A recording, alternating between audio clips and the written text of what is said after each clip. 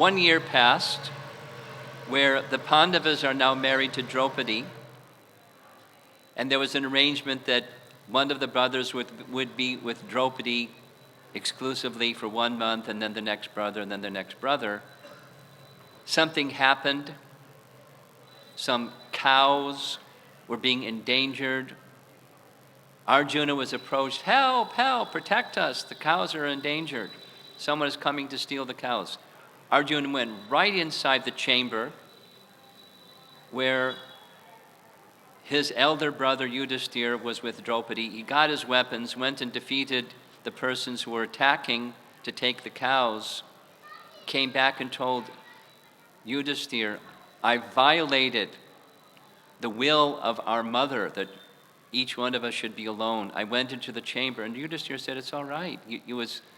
There's a principle of religion, but this superseded that principle of religion because it was an emergency. You came to get your weapons. You needed your weapons to do what you did. So Arjuna said, no, I have to go and I have to purify myself for violating Dharma. I'm going to go on pilgrimage for 1 year. They couldn't dissuade him. No, everything's okay. He went away for a year. Year passed. Krishna's in Dwaraka. Arjuna married the Naga princess, Ulupi. A child was conceived. Arjuna went to Dwaraka. The marriage of Subhadra took place. And by kidnapping style, he took Subhadra back to Hastinapur. Actually, they were married in Dwaraka and then back to Hastinapur. A few days after Arjuna returned to Hastinapur, just a few days, Krishna came to Hastinapur again. The residents of Hastinapur were very happy. Krishna had a purpose.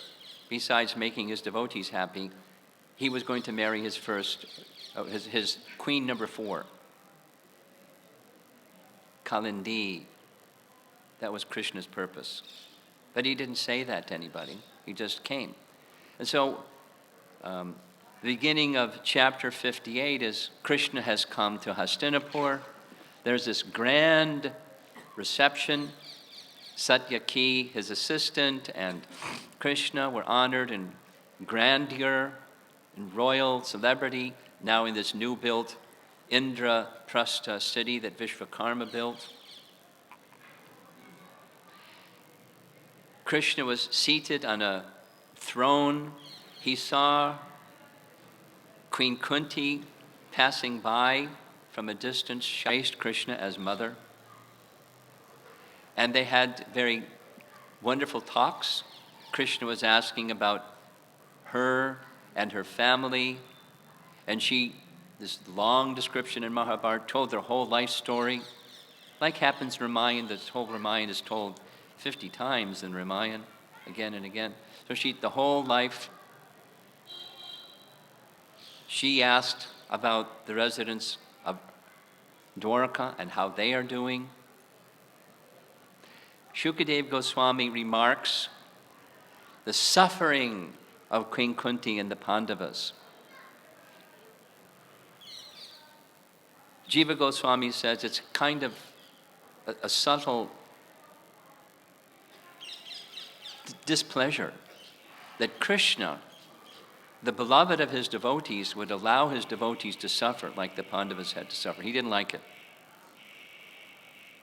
Jiva Goswami goes on to describe, this is a very important point, so please note, because it comes up again and again and again in the Bhagavatam, and it's detailed very beautifully by Jiva Goswami. The science of rasa is, there's this attachment for Krishna. Now, we want to establish attachment for Krishna, but those that have attached for Krishna, Rupa Goswami calls this sthai bhav. And sthai bhav is then accelerated or churned by the other bhavas.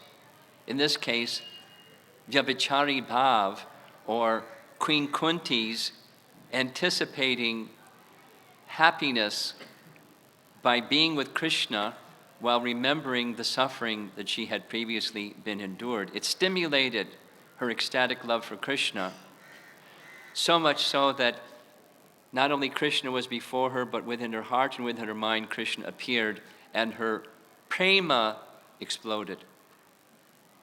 It's a science of rasa. Those of you that are familiar with Bhakti Rasamrita Sindhu can follow this. But Jiva Goswami says that was the purpose. And how did Queen Kunti take those difficulties? Exactly as they were meant. She says, from that time long ago, when you sent Akrura, you remember, Krishna's in Mathura, and Krishna sent Akrura to go to Hastinapur and find out what's going on with the Pandavas. And he spent several months, and Akrura came back. Kunti says, chapter 58, when you sent Akrura, then I knew. You're always looking out for our welfare, we'll always be protected, I have no fear. So this position of fearlessness doesn't mean no problem. It means I always have Krishna's protection. That's fearlessness. Now, we're in the neophyte stage of our devotion, and we have fear. Danger comes, whoa. But in the mature stage, when there's attachment for Krishna, there's no fear. There's the feeling of protection. So adverse circumstances may come into the life of you as you mature in your Krishna consciousness. Even before you mature in your Krishna consciousness, they come. But they're perceived in a very different way in the mature stage, in a position of fearlessness, despite big obstacles. And the obstacles, according to Grandfather Bhishma, the obstacles that the Pandavas had to endure were the type of obstacles that nobody could even survive, could live through. They were so severe. But Krishna always protected them. And Queen Kunti, again and again, again and again, and again and again, says the same thing. You always protected us. She doesn't say, Krishna, why did you put us through difficulty? That's Kunti. We may say like that to Krishna. Why are you putting me through this difficulty? Looking around the room and I'm thinking of different people who I know have different difficulties.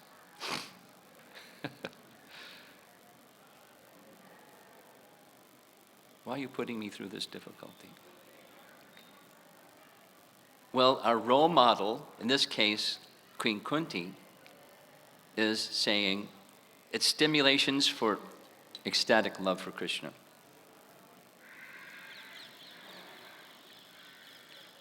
I have been convinced that we are not without protection. She goes on, for you, there is never any illusion of us and them.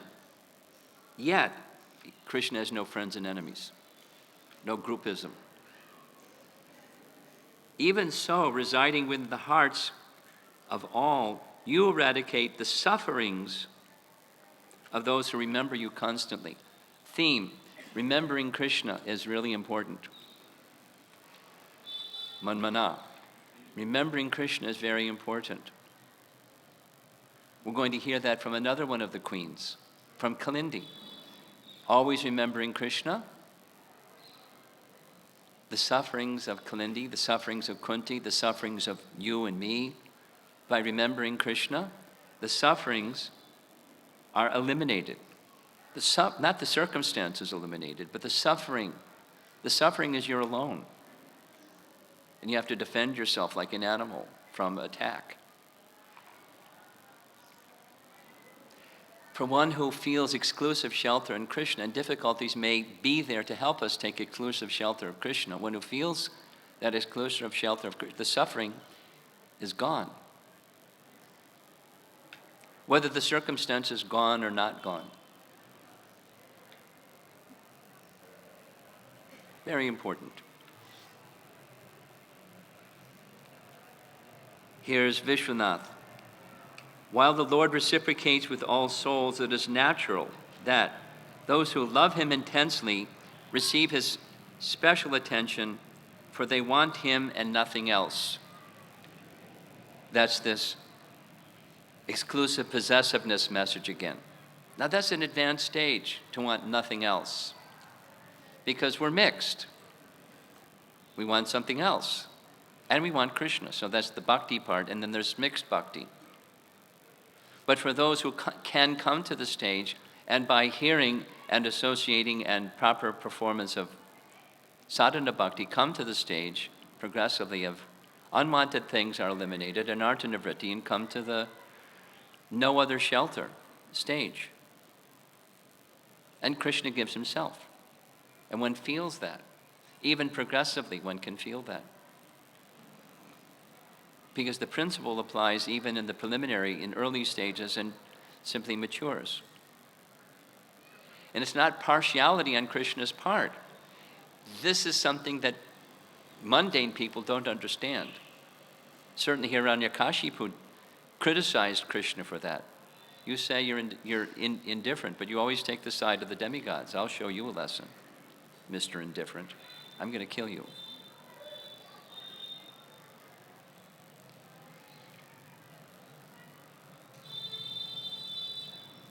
So Krishna had come to Indraprastha, had his talks with the Pandavas and with Draupadi. Very shyly, from a distance, Draupadi paid her obeisances. Krishna inquired about her welfare. Very affectionate.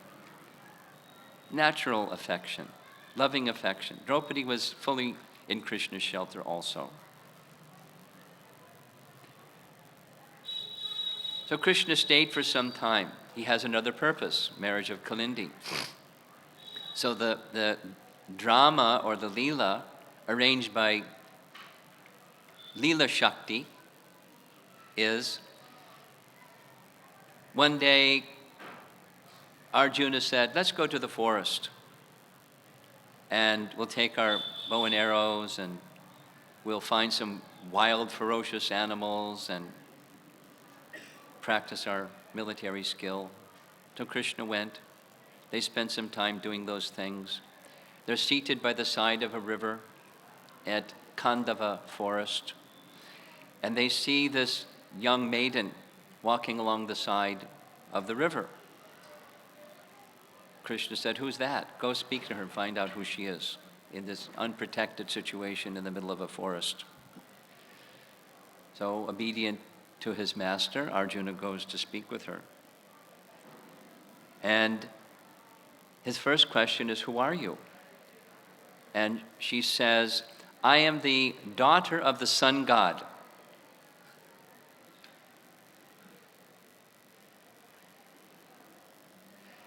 And I desire Achyuta as my husband. The sun god has built a residence for me within the river Jamuna, and I'm simply waiting for that opportunity to meet Achyuta so I can marry him. And otherwise, I'll simply stay here and perform austerities until that happens. Now, little reference.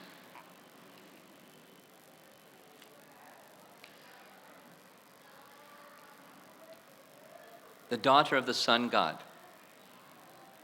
So, Vivaswan, we know from Bhagavad Gita chapter 4, Krishna spoke the Bhagavad Gita to the sun god Vivaswan.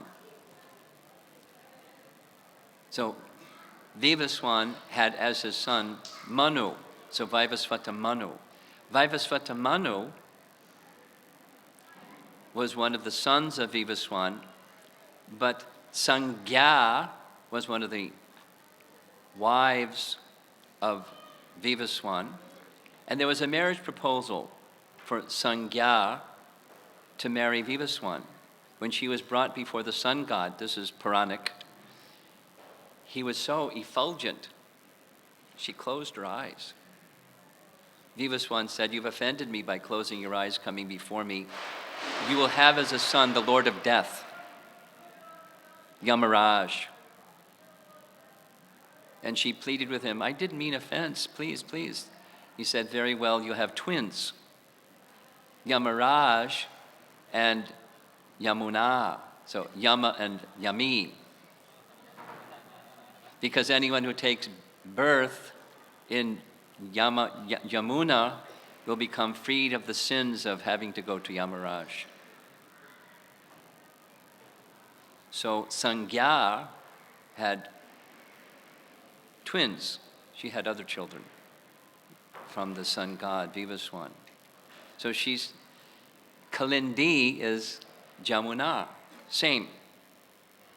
Kalindi says, I'm meant to marry Achyuta, Krishna, and no one else. And I'll simply carry on my life. Like Rukmini said, I'll simply carry on my life until that good fortune comes. Meanwhile, the sun god has built a place. Remember this passage from chapter 58 because it's going to come up later. She's living in the river in a place built for her by the sun god. Remember this. It's important. So, Arjuna says, how is it that you're so fearless to be alone in the forest like this? And she said, I have the shelter of Mukunda. Mukunda is the giver of liberation. He's liberated me from fear. Okay. So Arjuna brings the message back to Krishna. She's waiting to marry you. Krishna decides to marry her. And from the forest, Kalindi is brought back to Indraprastha, and there's a marriage. Queen number 4.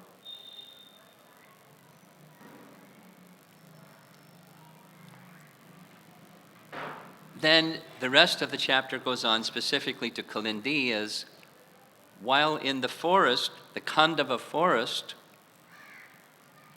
Krishna and Arjuna are approached by a brahmana, very poor-looking brahmana.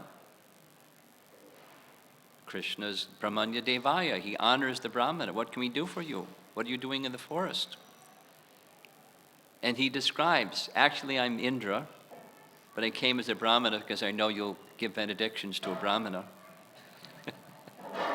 And I have a problem and I'd like your help. What's the problem? Well, I've got indigestion. And so severe, the indigestion is too much ghee. People making oblations into the sacrificial fires, Agni. And I've got indigestion from too much ghee. So I went to Lord Brahma and he said, there's herbs in the Khandava forest. You, Agni, fire, should devour the entire Agni forest, and those herbs will take care of your indigestion. So I've been trying to devour the forest by forest fire, but every time I do, Indra sends torrents of rain. Because there's one resident in the forest, Naga Takshaka, that is his friend. So he's protecting Nagatakshaka, and fire is, the antidote for fire is water. So please help me. Arjuna says, I can help you, but you have to give me the proper weapons to do this. We'll have battle with Indra. He's my father, but I'll have battle with Indra because I'm the protector. Krishna and I are protector of Brahmanas.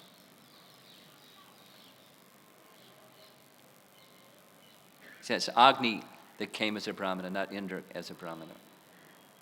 Agni.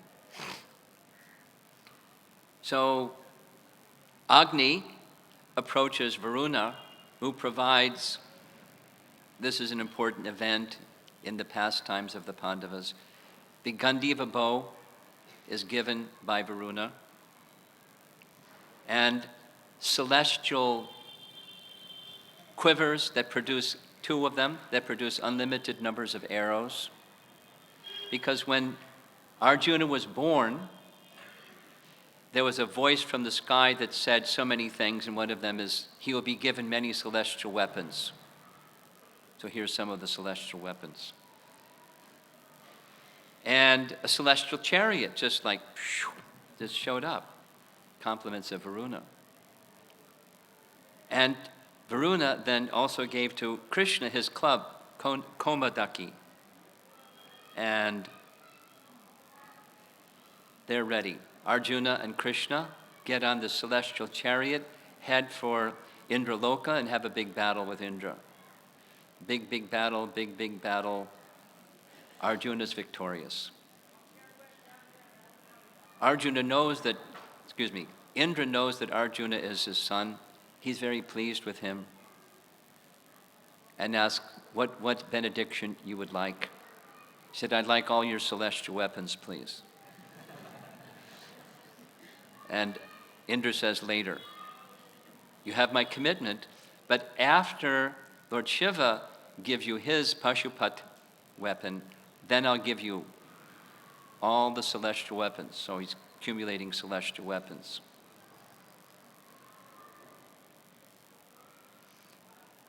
So the opposition party, Indra and his reign, is removed.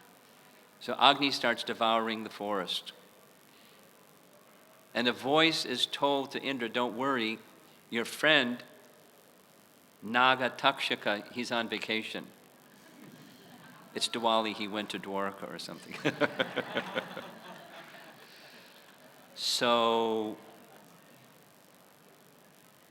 Mayadanava, in the forest there were Danavas, and Mayadanava was in the forest, and Mayadanava his life was at risk.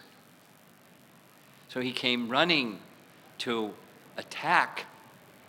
Krishna pulled his Sudarshan chakra and was ready to destroy Mayadanava. Mayadanava, very clever, fell at the feet of Arjuna. Give me protection. So it's a Kshatriya's duty, one who takes, here's the white flag, I surrender. I was going to do a bad thing, but I surrender. Arjuna gave him protection.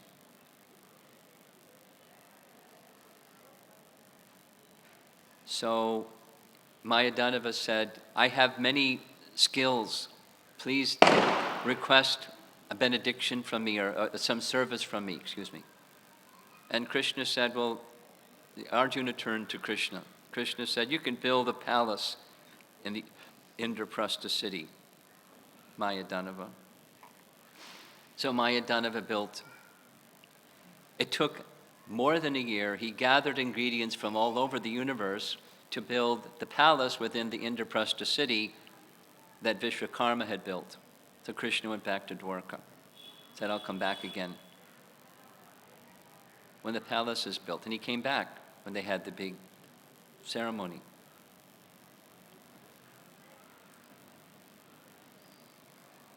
So Krishna's married queen number 4. Then comes Mitravinda. Again, remember these names because it becomes important later. Mitravinda was the sister of 2 kings of Avanti. Those of you that are from the Ujjain area, you know Ujjain was previously known Avanti. And the 2 kings, they had a sister. The sister was not married. And the sister happened to be the daughter of one of Vasudev's queens. So the sister was cousin of Krishna, because Krishna was the son of Vasudeva and Devaki, and Vasudeva and another one of the queens, other wives of Vasudeva, was Rajadi. So Rajadi had a daughter. And this daughter was to select her husband. She had chosen Krishna. And there was a problem because these 2 kings of Avanti were part of that half of the kingdom that was under Duryodhana's jurisdiction. And Duryodhana had nothing to do with Krishna. What to do? problems, right?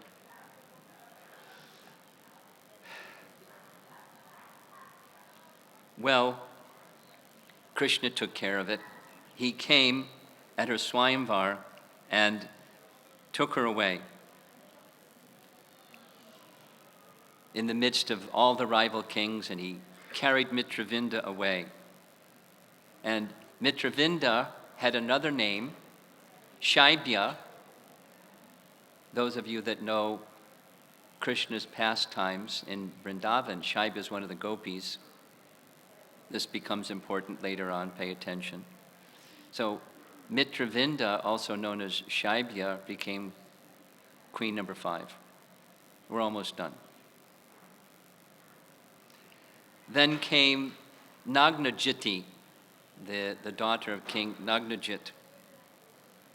And her another name of Nagnajiti is Satya, was also one of the gopis in Vrindavan.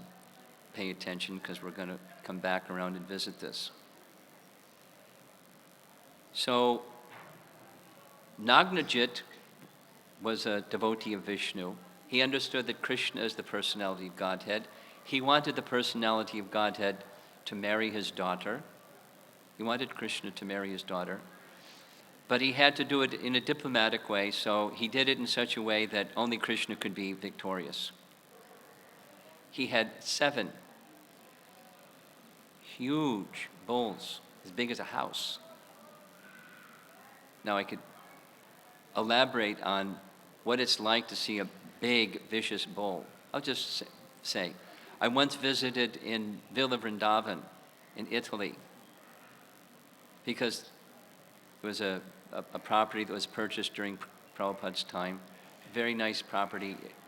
At the bottom of the hill, they had a large goshal, and they had this bull that was huge.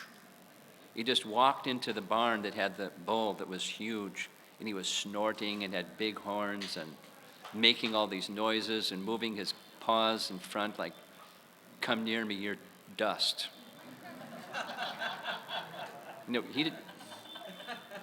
It was just as his nature. A real ferocious bull.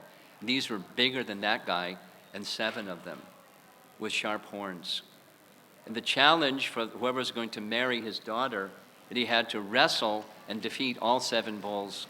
And of course, nobody won. They all got gorged by the bulls. Krishna came. Nagdajit was very happy. He knew who Krishna was. He honored Krishna in a proper way. And Krishna said something very sweet. He said, in our family, we don't barter like this. We don't give something to get something. You have to give your daughter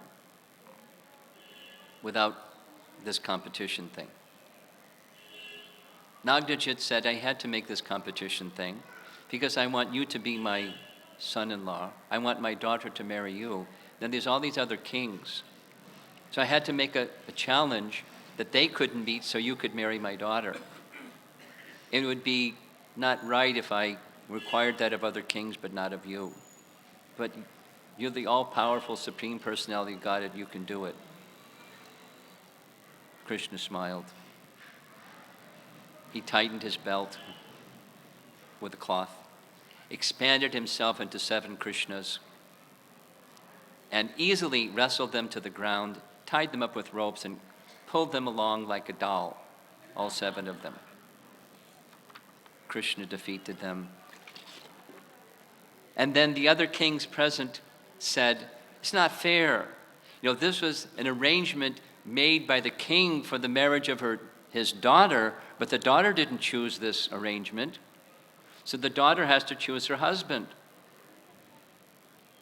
The daughter had already chosen her husband, and she gave the garland of marriage to Krishna. The other kings didn't like, big battle, Krishna won. Krishna stayed for some time in the kingdom of King Nagnajit in Avanti.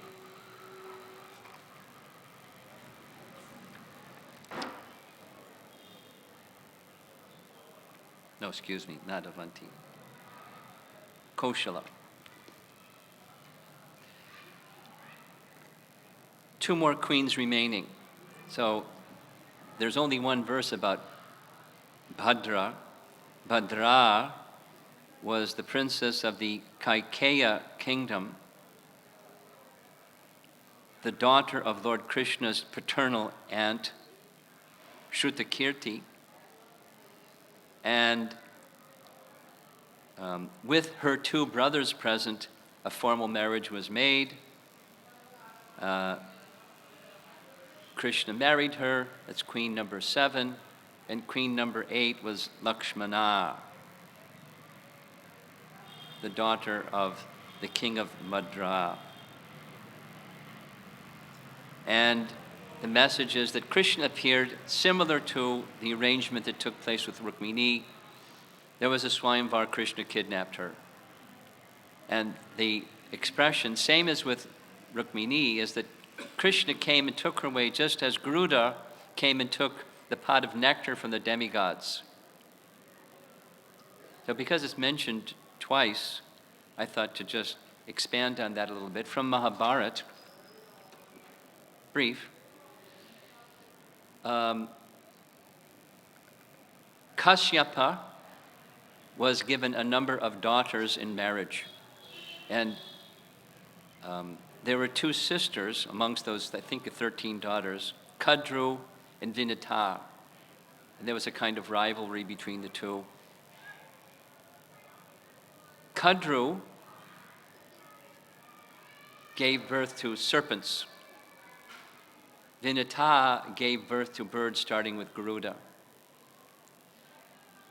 So the two sisters were together. They saw Uchaishrava, those of you that know from Bhagavad Gita chapter 10, that horse of horses I am, Uchaishrava. So they saw Uchaishrava pass, and he was white in color. And Kadru said, "What's the color of his tail?" Vinita said, "It's white." And she said, "I'll make you a wager. If you're wrong, you'll become my slave, and if I'm wrong, his tail is black, I'll become your slave if his tail is white." So they made a wager. Kadru cheated. Don't deceive. Kadru cheated. She cheated by having thousands of snakes cover the white tail of Uchaishrava, so they went to inspect the tail. From a distance, it looked black. Vinita then became the slave of Kadru. Garuda was upset. How can my mother be the slave of Kadru? So he went to Kadru and said, "What can be done to take away this slavery?" He said, "Well, you can bring nectar, amrita, from the demigods. And you do that, and she's released from that bondage." So Garuda went to the heavenly planets, big battle, but very easily he took the nectar, brought it back to Kadru, who received the nectar, and now the curse was relieved. His mother, Vinita, was mitigated from being the slave of Kadru. So that's a Mahabharata story. So the reference is that Krishna kidnapped these wives in the same way, as easily as Garuda did.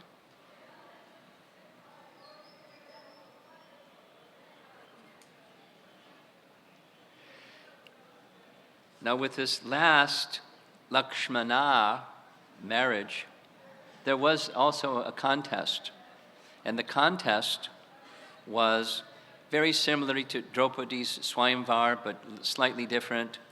Some seeing a pool of water and firing an arrow, and Krishna did it, and Krishna won the hand of Lakshmana. It was difficult even for Arjuna to do, but Krishna did. So guess what? Krishna's skills better than Arjuna's skills. Because where does Arjuna get his skill from anyways?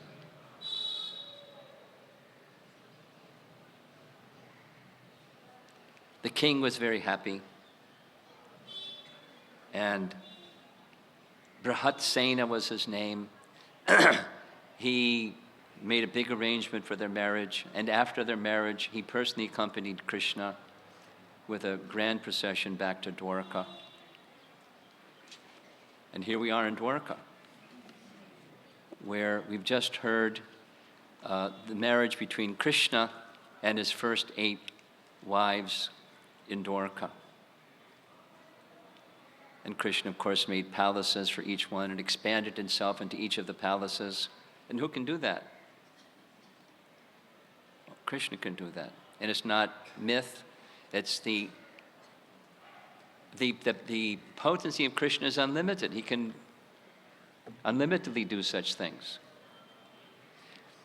As he did during Rasa Leela in Vrindavan, he expanded himself into so many Krishnas and had Rasa dance with the gopis. Here he's expanding himself into so many Krishnas and enjoying this other conjugal love or madhurya rasa with queens.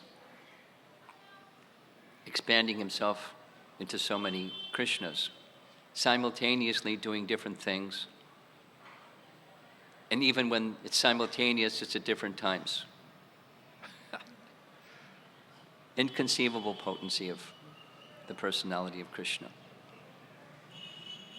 Okay, so I've gone past time, and we have some announcements most likely.